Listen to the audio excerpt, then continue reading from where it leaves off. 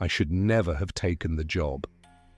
At the time, it seemed simple enough, an overnight security shift at the old Mercer Orphanage before its scheduled demolition.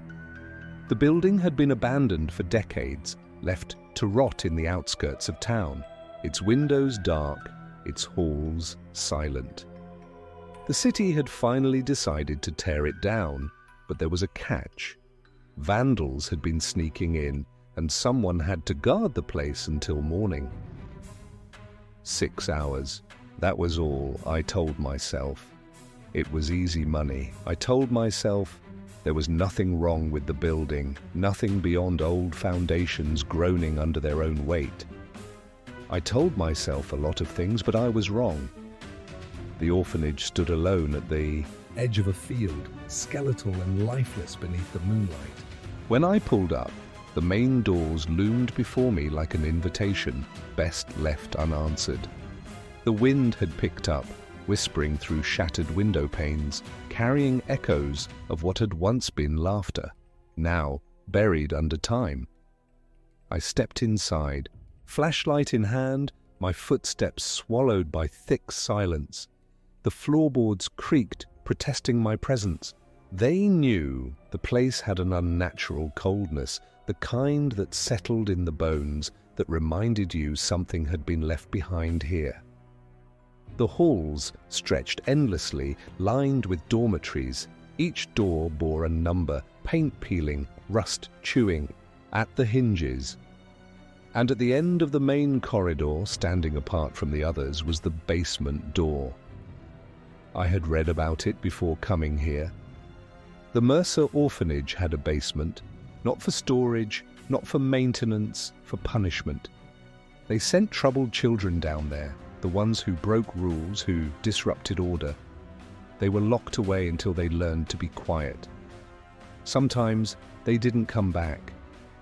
The newspapers never mentioned why. My rounds were uneventful at first.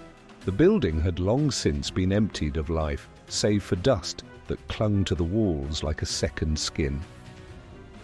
But then the lights went out. Every single one.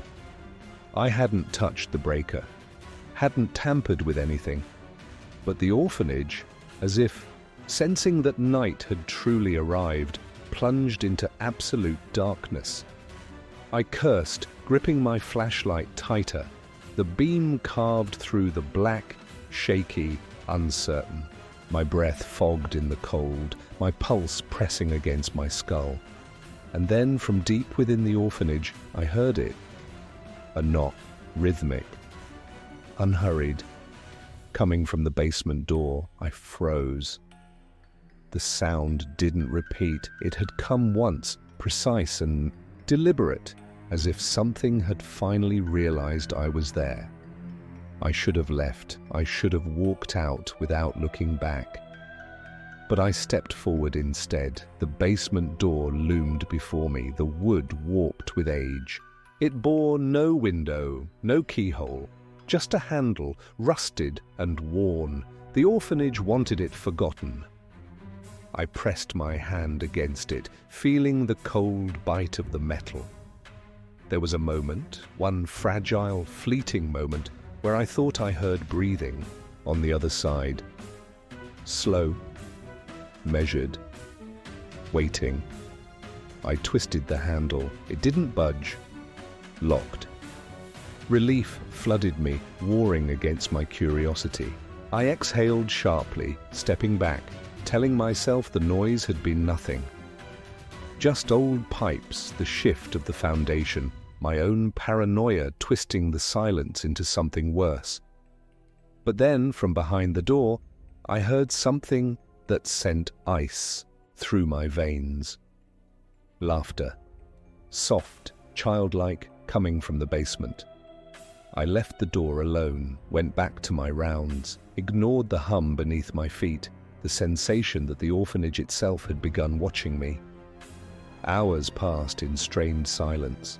I kept close to the front doors, checking my phone compulsively, waiting for the shift to end. But then, the smell came. Earthy, rotten, thick enough to taste. It crept in slowly, curling along the floorboards, pressing against my throat. I aimed my flashlight toward the hallway, and I saw them. Tiny handprints smudged along the walls, trailing toward the basement door. The fingerprints were smeared, too long for any normal child. Some trailed toward the ceiling. I ran. I didn't care about my paycheck, didn't care about explanations. I ran for the exit. The front doors slammed before I could reach them. Locked. I threw my weight against them, panic clawing up my throat, my flashlight shaking violently in my grip. From behind me, deep within the orphanage, footsteps began. Small, bare, a child's footsteps. Except, no child's gait was that uneven, no child's breath should have sounded like a chorus. I turned slowly. At the far end of the hall, standing just before the basement door, was a silhouette. Small, tilting and smiling. I couldn't see its eyes. Only the grin, the too wide stretching grin. It lifted a single hand and beckoned. The whispers followed me.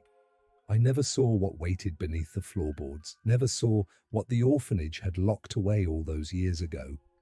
But I felt it, and as I stood against the doors, waiting for morning, waiting for the nightmare to end, I understood. Light wouldn't reach it. Light wouldn't save me, because it had always been waiting, and now it knew my name.